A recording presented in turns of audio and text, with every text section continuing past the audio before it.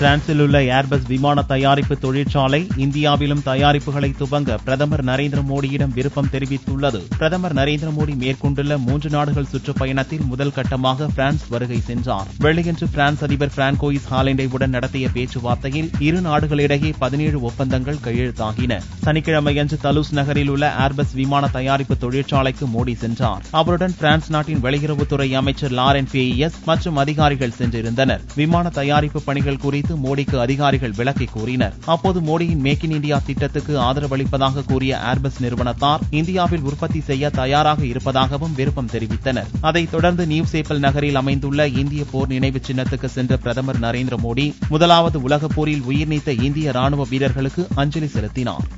Rafale போர் விமானங்கள் வாங்கும் முடிவுக்கு வரவேற்பு தெரிவித்துள்ள இந்திய ராணுவத்துறை அமைச்சர் மனோகர் பாரிக்கர் 2 ஆண்டுகளுக்குள் அவை விமானப்படையில் சேர்க்கப்படும் என்று தெரிவித்துள்ளார். பிரான்ஸ் நாட்டில் பிரதமர் மோடி மேற்கொண்டுள்ள சுற்றுப்பயணத்தின் விளைவாக 36 ரபேல் ரக போர் விமானங்களை அந்நாடு வழங்குகிறது. உடனடியாக விமானப்படையில் பயன்படுத்தும் அளவுக்கு தயார் நிலையில் உள்ள விமானங்களை பிரான்ஸ் அளிக்கிறது. இதுகுறித்து பேட்டியளித்த ராணுவ அமைச்சர் மனோகர் பாரிக்கர் பிரான்ஸ் அரசிடம் ரபேல் போர் விமானங்களை வாங்கும் முடிவு மிகச்சிறப்பான முடிவு என்று பிரதமர் மோடிக்கு புகழாரம் சூட்டினார். இன்னும் 2 ஆண்டுகளுக்குள் ரபேல் போர் விமானங்கள் இந்திய விமானப்படையில் சேர்க்கப்படும் என்று மனோகர் பாரிக்கர் நம்பிக்கையும் தெரிவித்தார். 17 ஆண்டுகளாக கிடப்பில் கிடந்த ரபேல் போர் விமான ஒப்பந்தம் பிரதமர் மோடியால் ஒரு தீர்வுக்கு வந்துள்ளதாகவும் மனோகர் பாரிக்கர் கூறினார்.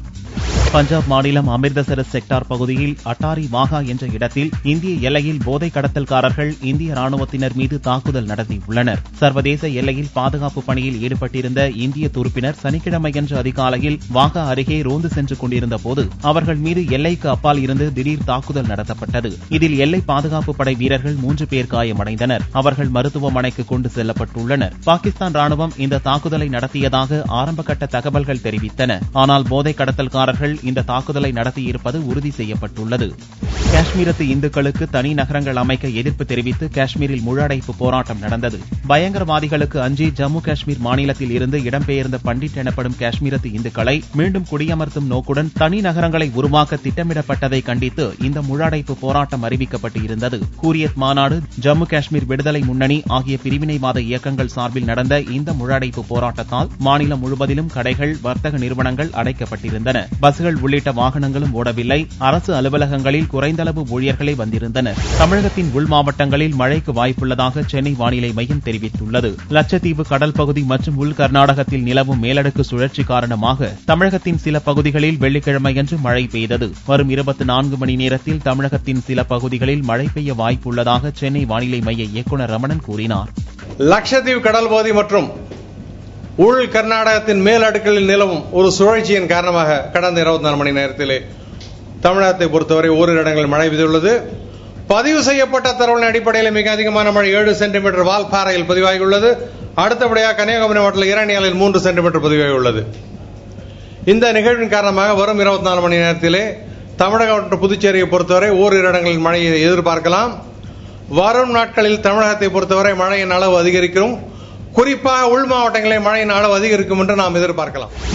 ஆந்திராவில் தமிழர்கள் சுட்டுக் கொல்லப்பட்ட சம்பவம் குறித்து அம்மாநில அரசு வெள்ளை அறிக்கை வெளியிட வேண்டும் என்று மத்திய இணையமைச்சர் பொன் ராதாகிருஷ்ணன் வலியுறுத்தியுள்ளார். திருச்சியில் செய்தியாளர்களை சந்தித்த அவர் செம்மர கடத்தல் சம்பவத்தின் பின்னணியில் உள்ள உண்மைகளை மறைப்பதற்காகவே ஆந்திர போலீசார் தமிழர்களை சுட்டுக் கொன்றிருக்கலாம் என்று சந்தேகம் தெரிவித்தார். தமிழக தொழிலாளர்கள் சுட்டுக் கொல்லப்பட்ட சம்பவம் குறித்து ஆந்திர அரசு வெள்ளை அறிக்கை வெளியிட வேண்டும் என்றும் பொன் ராதாகிருஷ்ணன் வலியுறுத்தினார். தமிழகத்தைச் சேர்ந்த 20 தொழிலாளர்கள் அநியாயமான முறையில் ஆந்திர காவல்துறையினரால் சுட்டுக் கொல்லப்பட்டிருப்பது மிகவும் கண்டனத்திற்குரிய ஒன்று.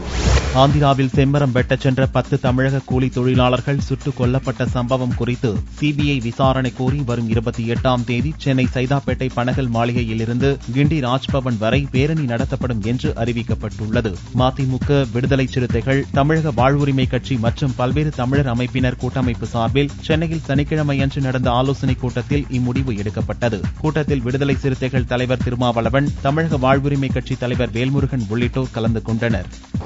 கோரிக்கை என்பது இந்த படுகொலை செய்த கொலைகாரர்கள் கைது செய்யப்பட்டு பணியிடை நீக்கம் செய்யப்பட்டு அவர்கள் கொலை வழக்கு அவர்கள் மீது பதிவு செய்யப்பட்டு கூண்டில் அடைக்கப்பட்டு சிறையில் அடைக்கப்பட்டு கூண்டில் நிறுத்தப்பட்டு தண்டிக்கப்பட வேண்டும்.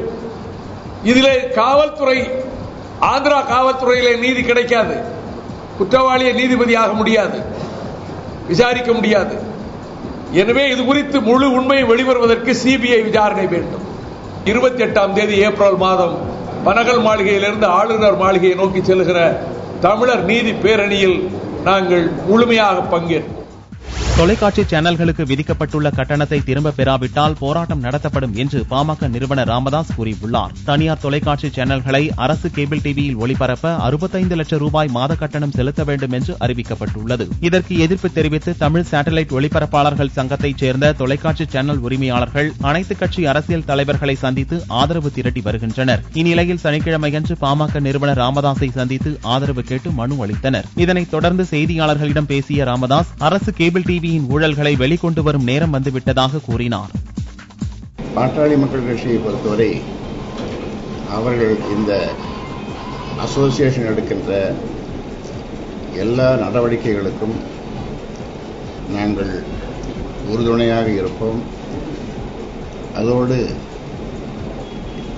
இவர்கள் நடத்துகின்ற இந்த போராட்டத்திற்கு நானும் அதில் பங்கேற்று போராடுவேன் என்று இந்த நேரத்தில் சொல்லிக்கொள்ள விரும்புகின்றேன்.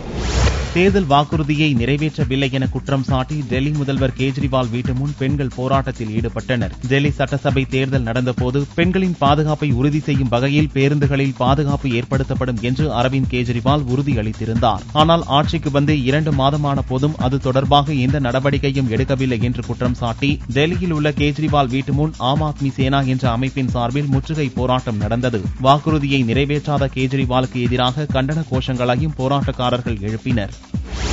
மகாராஷ்டிராவில் 2 சட்டசபை தொகுதிகளில் இடைத்தேர்தல் நடந்தது. மகாராஷ்டிராவில் மும்பை புறநகரில் உள்ள கிழக்கு பந்த்ரா மற்றும் சங்லி மாவட்டத்தில் உள்ள தஸ்கான் கப்தே மாகங்கல் ஆகிய 2 சட்டசபை தொகுதிகளில் சனிக்கிழமையன்று இடைத்தேர்தல் நடந்தது. தஸ்கான் கப்தே மாகங்கல் தொகுதி தேசியவாத காங்கிரஸ் எம்எல்ஏ ஆர் பாட்டீல், பந்த்ரா கிழக்கு சிவசேனா எம்எல்ஏ பாலா சாவந்த் ஆகியோர் மரணமடைந்ததால் இங்கு இடைத்தேர்தல் நடக்கிறது. பந்த்ரா தொகுதியில் பாலா சாவந்தின் மனைவி திருப்தியை சிவசேனா நிறுத்தியுள்ள நிலையில் சிவசேனாவில் இருந்து காங்கிரசுக்கு தாவிய நாராயண் ராணே அவரை எதிர்த்து போட்டியிடுகிறார். இதனால் பந்த்ரா தொகுதி இடைத்தேர்தலில் வெற்றி பெறுவது சிவசேனா தலைவர் உத்தவ் தாக்கரேக்கு பெரும் கௌரவ பிரச்சனையாக கருதப்படுகிறது. தஸ்கான் கப்தே மாகங்கல் தொகுதியில் முன்னாள் அமைச்சர் ஆர் பாட்டீலின் மனைவி சுமனை தேசியவாத காங்கிரஸ் நிறுத்தியுள்ளது. பாட்டீலுக்கு மரியாதை செலுத்தும் விதமாக சுமனுக்கு எதிராக எந்த கட்சியும் வேட்பாளர்களை நிறுத்தவில்லை. 2 தொகுதிகளிலும் ஓட்டு எண்ணிக்கை ஏப்ரல் 15ஆம் தேதி நடக்கிறது.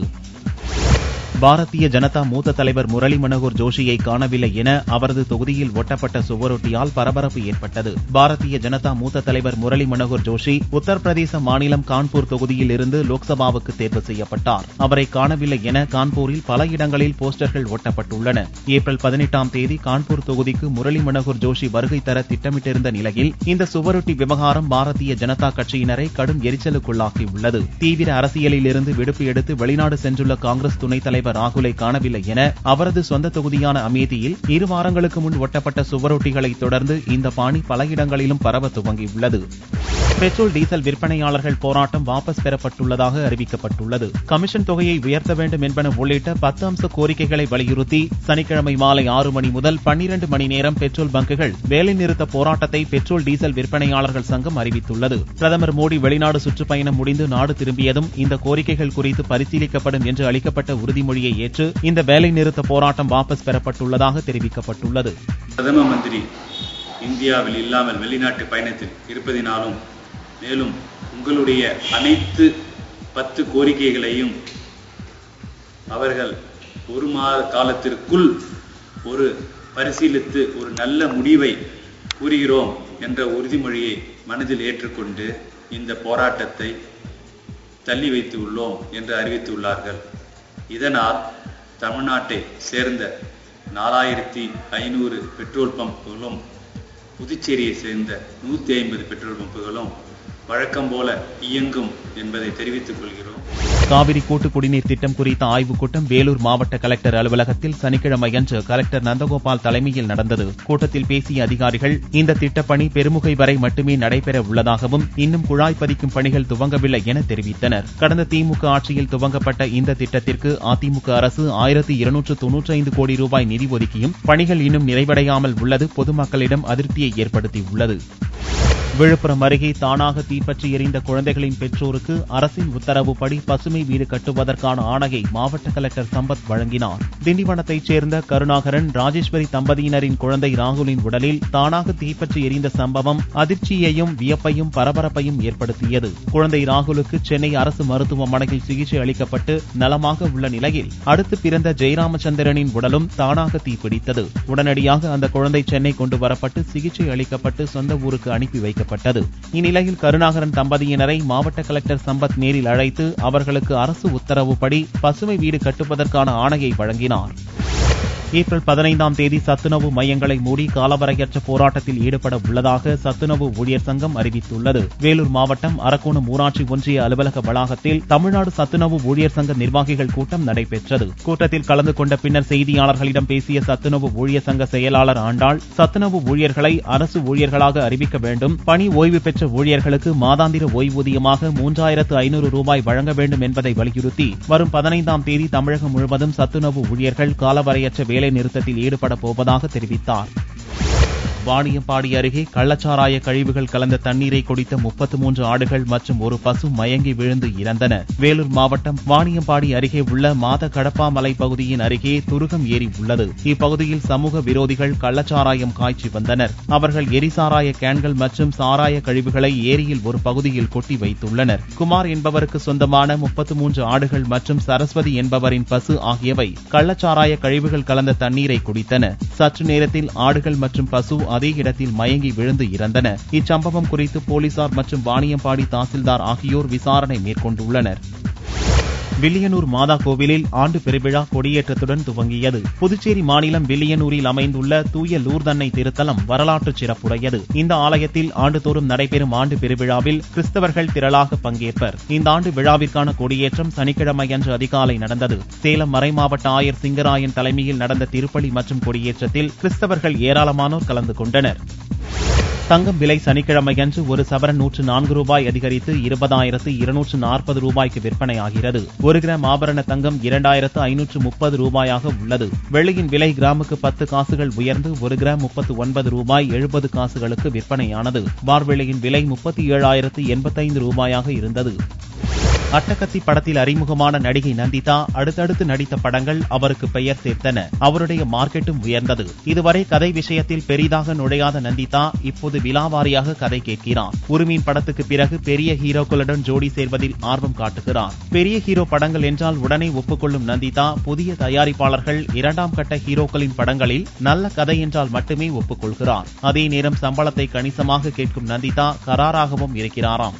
சிறிய பட்ஜெட்டில் கதைக்காக படம் எடுக்கும் தயாரிப்பாளர்கள் நந்திதாவின் சம்பளத்தை கேட்டு ஏமாற்றம் அடைந்துள்ளனராம். சாகசம் படத்தில் தன்னுடன் கதாநாயகியாக நடிக்கும் புதிய நடிகையை நடிகர் பிரசாந்த் அறிமுகம் செய்து வைத்தார். நடிகர் பிரசாந்த் தமிழ் சினிமாவில் அறிமுகமானதில் இருந்து ரோஜா, ஐஸ்வர்யா ராய் துவங்கி ஏராளமான புதுமுக நடிகைகளுடன் இணைந்து நடித்த மச்சக்காரர் என்று புகழ் பெற்றவர். அந்த ராசி இப்போதும் அவருக்கு தொடர்கிறது. தற்போது இவர் நடித்து வரும் சாகசம் படத்திலும் புதுமுகம்தான் ஜோடியாக நடிக்கிறார். இந்த புதுமுகத்தை ஆஸ்திரேலியாவில் இருந்து இறக்குமதி செய்துள்ளாராம். அமெண்டா என்ற தனது கதாநாயகியை பத்திரிகையாளர்கள் முன் அறிமுகம் செய்து வைத்தார் பிரசாந்த். பேலே நடனத்தில் அமெண்டா பின்னி எடுப்பவர் என்றும் ஒரே டேக்கில் நடிக்கக்கூடிய திறமை உள்ளவர் எனவும் புகழ்ந்து தள்ளிவிட்டார்.